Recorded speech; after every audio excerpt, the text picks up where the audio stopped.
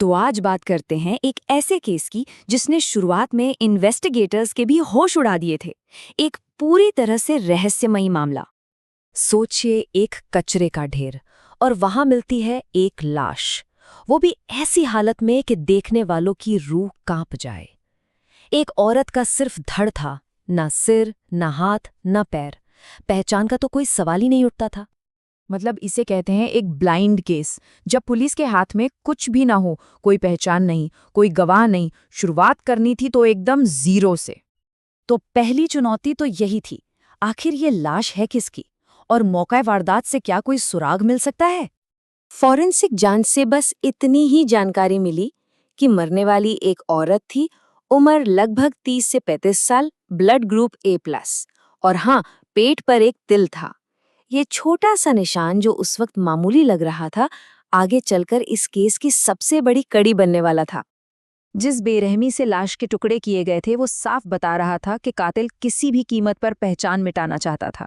वो अपने पीछे कोई भी निशान नहीं छोड़ना चाहता था। जब केस में दूर दूर तक कोई उम्मीद नहीं दिख रही थी, तब पुलिस को पहला ब्रेक मिला, और वो भी एक ऐसी जगह से जिसके बारे में कोई सोच भी नहीं सकता था। एक बच्चा गवाह बना। राजू नाम का एक छोटा लड़का जिसने ये लाश सबसे पहले देखी थी, उसे कुछ याद आया।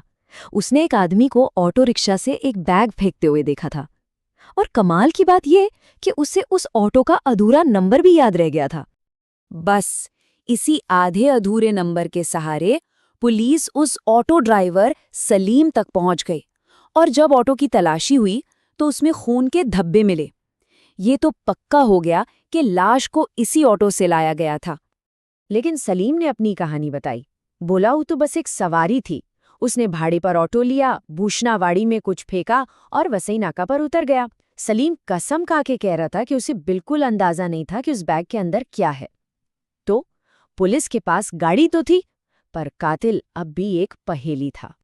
एक तरफ ऑटो वाली जांच एक बंद गली में पहुंच चुकी थी, लेकिन दूसरी तरफ पुलिस की एक और टीम एक ऐसी कोशिश में लगी थी जो इस पूरे केस की दिशा बदलने वाली थी।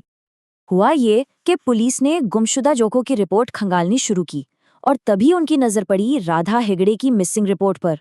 32 साल की इंटीरियर डेकोरेटर, एक विधवा, एक बच्चे की माँ।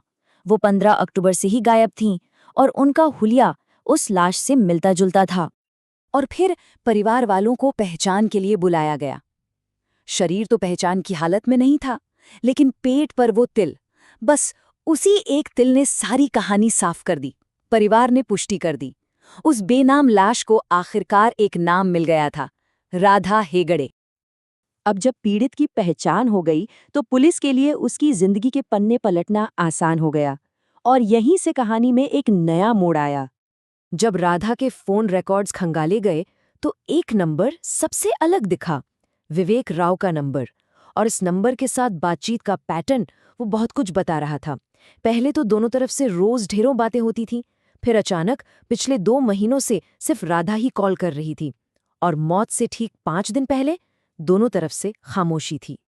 और सबसे बड़ी बात, ये नंबर विवेक राव का था, जो राधा का दूर का रिश्तेदार था, और राधा का फोन आखिरी बार एक्टिव भी उसी के घर के पास पाया गया था।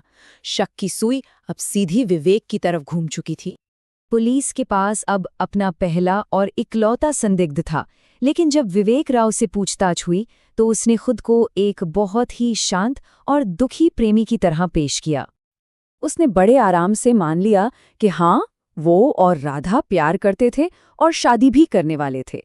उसने बताया कि 15 अक्टूबर को राधा उससे मिलने आई थी क्योंकि वो बीमार था। राधा की मौत की खबर पर उसने बहुत दुख और हैरानी जताई, लेकिन पुलिस को उसकी कहानी पर यकीन नहीं था। और जब उन्होंने और छानबीन की तो एक शॉकिंग सच सामने आया। विवेक की कहानी और हकीकत में जमीन आसमान का फर्क था। वो राधा से शादी की बात कर रहा था, लेकिन असल में उसकी सगाई जया प्रभु नाम की लड़की से हो चुकी थी, और तो और 16 दिसंबर की शादी के कार्ड भी बढ़ चुके थे। जैसे ही पुलिस ने उसके सामने शादी का कार्ड रखा, विवेक का वो शांत चेहरा, वो झूठा दुख, सब एक पल में बिखर गया। और फिर उस भयानक दिन की सच्चाई सामने आई। हुआ ये था कि राधा को विवेक की सगाई के बारे में पता चल गया था। उसने विवेक को धमकी दी कि वो उसकी मंगेतर को सब कुछ सच सच बता देगी। अपना राज बचाने के लिए विवेक ने सुलह का नाटक किया, राधा को भरोसे में लिया और फिर अपने बाथरूम में उसकी हत्या कर दी और फिर पहचान मिटाने के लिए उसकी लाश के टुकड़े टुकड़े कर दिए। विवेक ने अपना गुनाह कबूल कर लिया। उसने पुलिस को वो सारी जगहें भी बताईं जहां उसने राधा के शरीर के बाकी हिस्से फेंके थे। हैरानी की बात यह है कि इतनी बड़ी वारदात को अंजाम देने के बाद भी वो बिल्कुल सामान्य बना रहा, अपने दोस्तों और रूममेट्स के साथ ऐसे रहा जैसे कुछ हुआ ही ना हो। ये केस हमें बताता है कि कोई भी क्राइम परफेक्ट नहीं होता। कातिल कितनी भी होशियारी दिखाए, कोई ना कोई छोटी सी गलती, कोई ना कोई सुराग छोड़ ही जाता है।